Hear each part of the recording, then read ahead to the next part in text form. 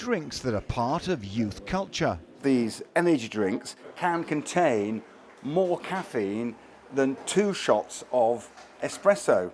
Calls for a ban from worried parents. She said, "Oh, I get it from the shop there, Dad. We all buy them." But will the ban really work? There's no point having the regulations unless we have the powers. Around 100,000 children consume high-caffeine energy drinks every day. The government says they can affect concentration, sleep and behaviour. Now a ban is planned. In Hull, Lee Marshall was alarmed when his 8-year-old daughter bought some from shops near her school. He'd already suffered a heart attack after drinking up to 12 cans a day at work. She said, "Oh, I get it from the shop there, Dad. We all buy them." So I went, "Well, they shouldn't be selling you these drinks. I'm sure you've got to be around 16, 18. So then I spoke to the school. The school couldn't do anything. They was aware of stuff going on. I then spoke to a police officer. They was amazed that there was no regulations or rules around the energy drinks. Spoke to people at the council. There was not much they could do with regards putting restrictions in shops. So that's how it all sort of started, really, from my daughter and the heart attack a couple of years earlier than when my daughter came out with the drink. A third of 13 to 16-year-olds consume 1 or more energy drinks a week, and a quarter of 11 and 12-year-olds. The proposal will ban energy drink sales to under-16s in England, where there's more than 150 milligrams of caffeine per litre.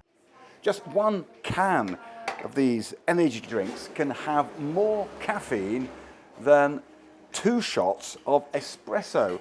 And while most supermarkets have banned sales voluntarily to under 16-year-olds years ago, it's not the same in many smaller shops. Manufacturers say these aren't marketed to children and cans have warnings, but the Health Secretary says more action is needed. 8 in 10 parents want to see this ban. Teachers who are seeing the impact of caffeine on behaviour and concentration in classrooms like this one, and the health evidence of high caffeine causing real issues around sleep, around health.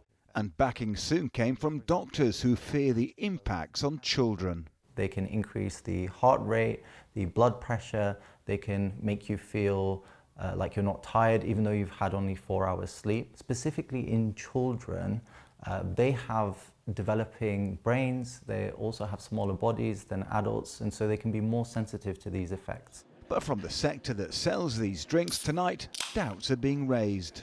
This now seems set to be yet another age restriction law for trading standards to enforce. Are you confident they'll be able to do it? There's no point having the regulations unless we have the powers and the resources to back that. So these new rules have to come with strong enforcement powers, more help for trading standards to help them to do their job, which protects consumers. It means that this policy can actually work in practice, and it protects responsible retailers who will be committed to enforcing and complying with the law. Do you fear that people that work in shops could face intimidation, threats as they try and implement these new rules? Yes, we know that the sale of age-restricted products can be a flashpoint, a trigger point for abuse, intimidation. Now, in some ways, this becoming a legal ban can help to address that, because there'll now be clarity across the board. Now members can say, this is the law, we are just implementing the law. Now we know that doesn't always work. We need great communication from government so that the first time that customers are hearing this isn't in a store. They understand those are the rules and that that's clearly communicated and fairly enforced across the piece. But of course, a lot of our members are already implementing these sorts of policies voluntarily. So this is a case of making a level playing field for everyone. Really important it's communicated well to customers. For many who want the new rules, this action is already long overdue. Consecutive governments have considered this ban for years, leading some to ask, if the evidence is so compelling, why has it all taken so long? Chris Choi, ITV News.